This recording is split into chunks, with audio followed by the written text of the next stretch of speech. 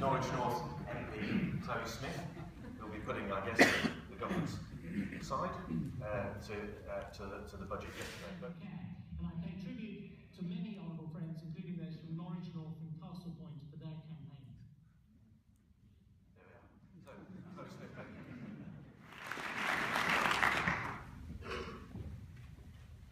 Thank you very much indeed. And as I drove back last night from Parliament up the newly duelled A11, I thought to myself, I've done a very stupid thing agreeing to come to breakfast with a group of IFAs, lawyers, accountants and journalists and get a light grilling on the contents of the budget.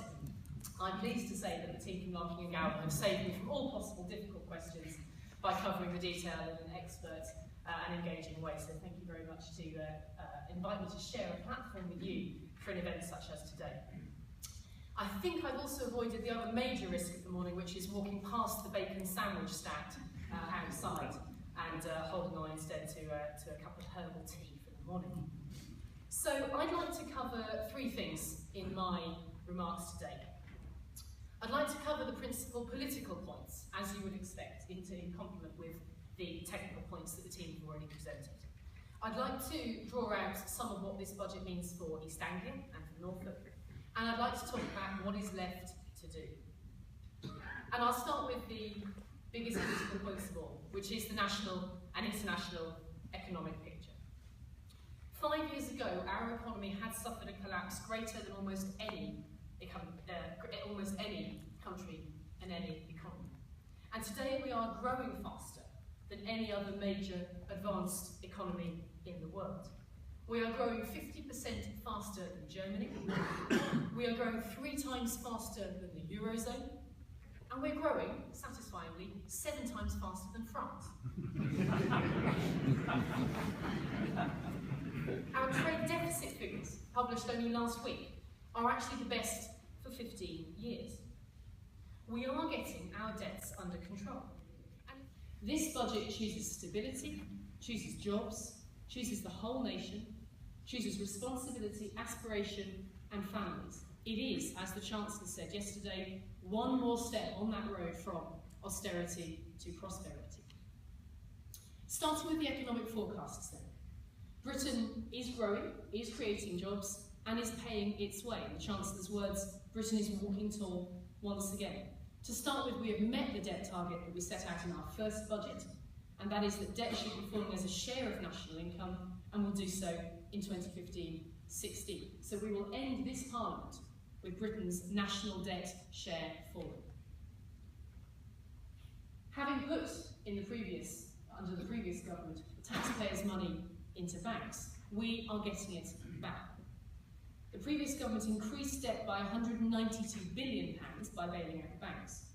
We are launching a sale of £13 billion of the mortgage assets that we still hold from the bailouts of Northern Rock and of Bradford and Bingley, and we will sell a further £9 billion of Lloyd's shares in the coming year. Borrowing. Borrowing has been revised down. The deficit will halve to 5% this year, and then fall to 4% in 15-16, then 2%, and then 0.6%, and that is lower than previously forecast. That allows then the government to run a surplus in 2019-20, a surplus of 0.3% or 7 billion. But these forecasts would only be achieved if we deliver a further £30 billion of further savings by 2017-18, as set out in the Charter for Budget Responsibility. And that will be done by £13 billion of savings from government departments, £12 billion of savings from welfare, £5 billion from tax avoidance, evasion and aggressive tax planning. And indeed,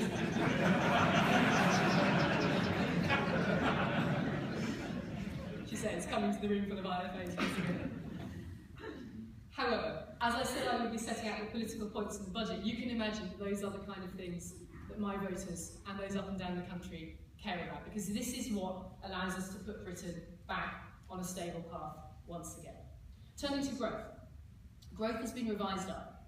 So despite weaker world growth and European growth, the Office for Budget Responsibility have in fact revised up Britain's growth forecasts. So the UK will grow at 2.5% this year. And that growth is broad-based. Business investment has grown 4 times faster than household consumption. Manufacturing output has grown more than 4.5 times faster than it did in the entire decade before the crisis. And over the last year, the North has grown faster than the South.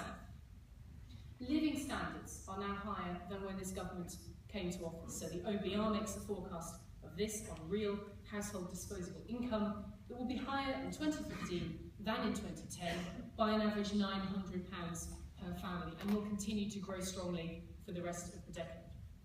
Employment is at a record high. Indeed, 1,000 more jobs have been created every day under this government. Employment is actually at its highest rates there since records began, and indeed with the claimant count rate, those who are claiming unemployed benefits, at its lowest since 1975.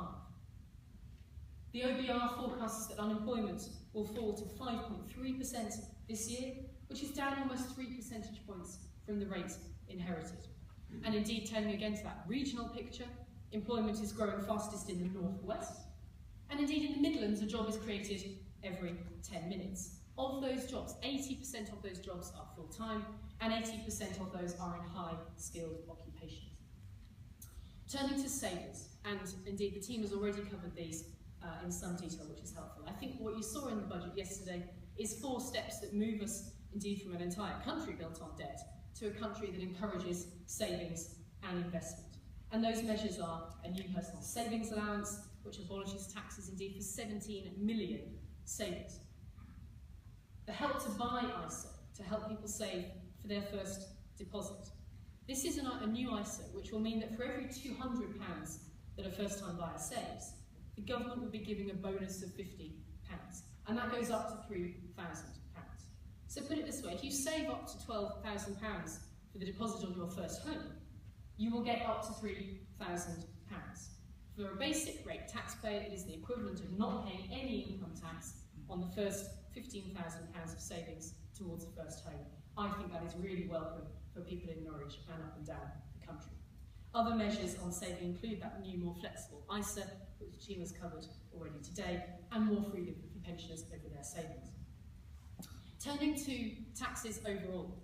The principle here that you saw in the budget yesterday was to cut taxes so that people can keep more of the money they earn, and that businesses can grow to create jobs. So the headlines here are raising the personal tax-free allowance to $10,800 next year and $11,000 the year after, and with the benefit being passed on also to higher rate taxpayers. This means that the typical working taxpayer will be over £900 a year better off. 3.7 million of the lowest paid will be taken out of tax altogether, and 27 million people up and down the country will benefit. You will have seen the measures yesterday on beer duty, cider duty, Scotch whisky duty and wine duty. Not something we want to be thinking about at 9 o'clock in the morning, I'm fairly sure, but you heard all about those yesterday. And you might have taken more interest in the freezing of fuel duty. So again, another measure there in relation to the planned increase that was still hanging over us for this September from the Labour Party's fuel duty escalator. What we've been able to do instead is deliver the longest duty freeze in 20 years, which saves a typical family a tenner every time they fill up. That is a big thing. I spoke about sharing prosperity across the country, and I'll come on to how we might benefit from that in the east of England. But what you will see is measures throughout this budget that affect every part of the country. And I think that's very important as we seek to rebalance our economy away from only London and away from only specific industries.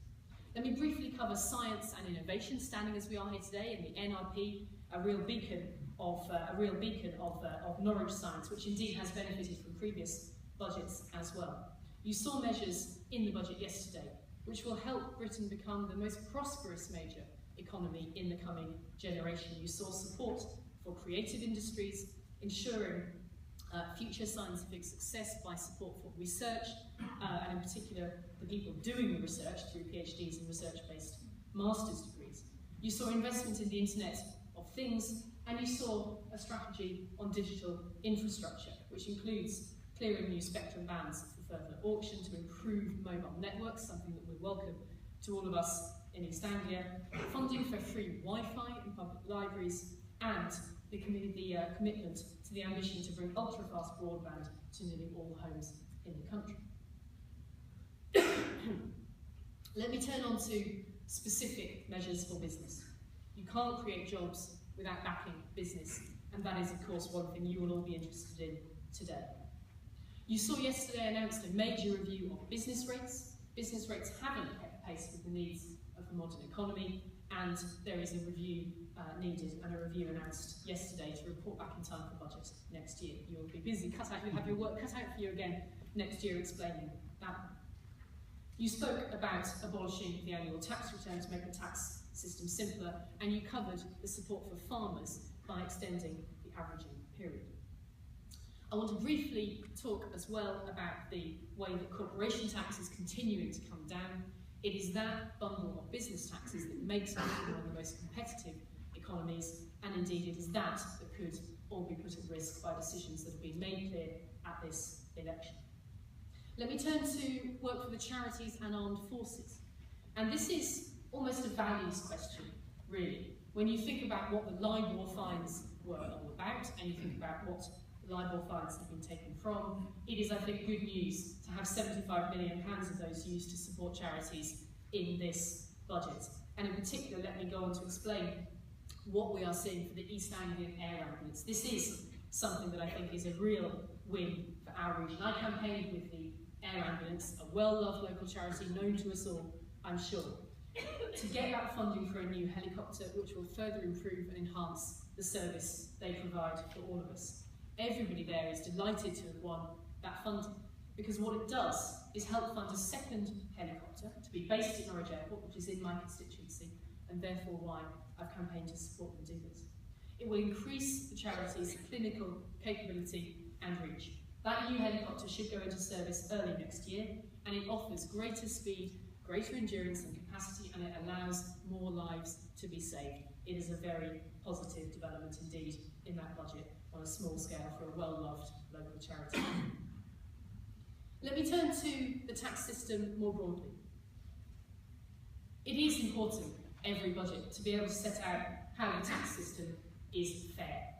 You have to have that proof, indeed, that while hard times are on for the country, that you are all in it together.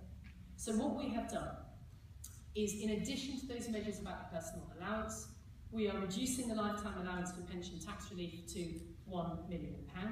That is something that will benefit pension savers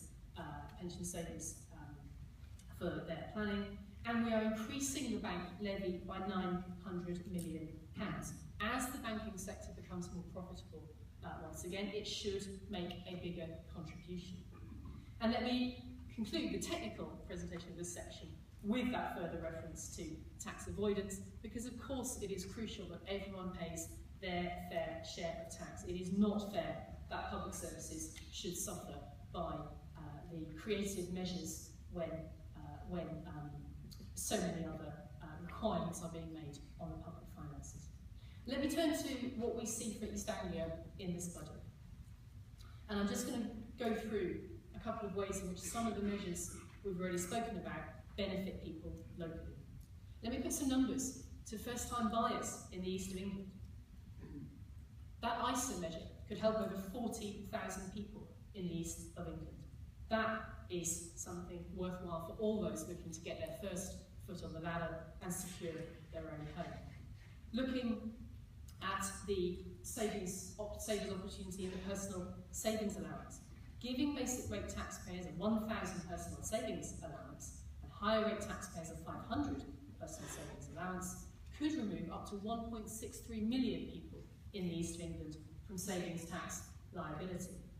Looking at the new flexible ISAs, there are 2.2 million people in the east of England who could benefit from being able to invest in a wider range of assets, and indeed just over 1 million cash ISA subscribers that could benefit from being able to take money out of their cash ISA and put it back later in the year, of course, without losing any of their tax-free entitlement, which your friendly local IFA will be able to tell you all about.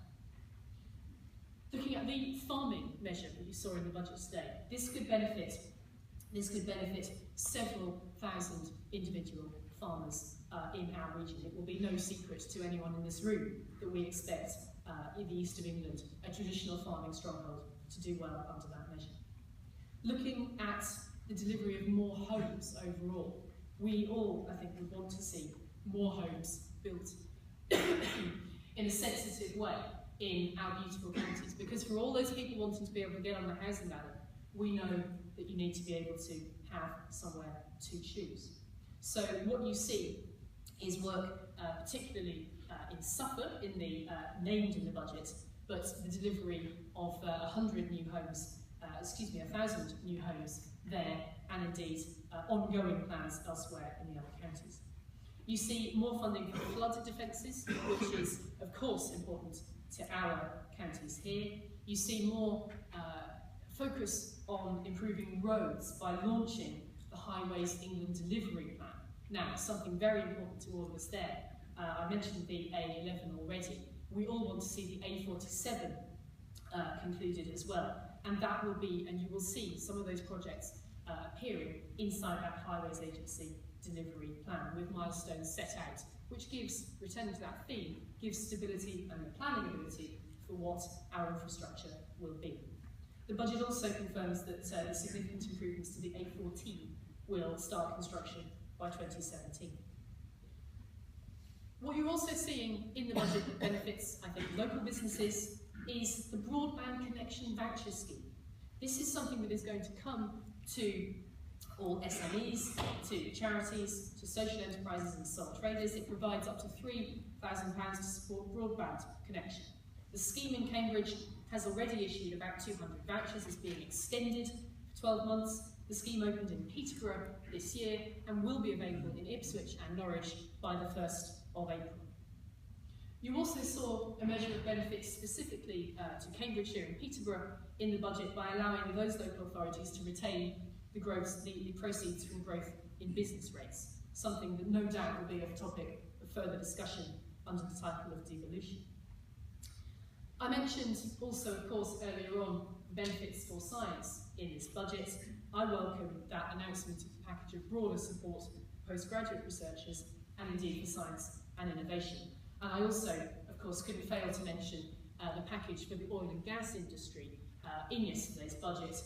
Let's not forget that the southern North Sea, which is our neighbour here, is an often forgotten part of that industry, and indeed needs to be supported because of the specific demands of gas. All of what you saw in the budget then that affects East Anglia, I think, follows from what the Prime Minister recently set out at Felixstowe as a long-term economic plan for the east of England. And in that, he spoke about 200,000 jobs that have already been created in this region, and his desire to see 250,000 more. I want to see that too. And as a local MP, my priority is always to ask, well, how can we make Norwich a magnet for those jobs? And I know the Prime Minister understands that question, and the Chancellor understands that question too, because between them they have endorsed over the years our need for better transport in this area. The A11 is due, the A47 is in progress. And as we were just chatting about before we started, they have also made significant commitment to what we need to improve our rail service. You will know I'm a passionate campaigner, along with the New Anglia LEP, for improving our rail service between Norwich and London. And the commitment you have seen from the Chancellor to that is to £500 million worth of infrastructure improvements and new carriages. And those new carriages are starting to be procured at the moment. That is a real step forward that will bring thousands of jobs to Norwich and indeed to all the places down that main line over the next 10 years. You also would have seen in the Prime Minister's recent words for the East of England, better schools and skills as a priority, something that I know will be close to the hearts of many here today, and again, indeed, many of you will also know my passion for helping get local young people into work through the Norwich for Jobs project and the many other great efforts that are made by local firms to do so. I think in conclusion, we need to keep recognising what makes us here in Norfolk, here in Norwich, a wonderful part of the country. And you see some of that coming through in the budget in acknowledgement of industries such as agriculture, energy, the digital and creative sector, financial services, of course, in Norwich, and indeed tourism. There was £1 million also set aside for Norwich Castle, which I'm very much looking forward to going to learn more about tomorrow, back in the city. We often say in this part of the world that we want to be the California of Europe. Maybe one day we can win that in our own name and be the East Anglia of Europe. Certainly the budget this week calls the UK the comeback country, says that we're walking tall. And our growth figures now show we don't need to pretend to be something else of Europe. We are the Britain of Europe. No need for figures of speech around those figures, but let's stick with the plan.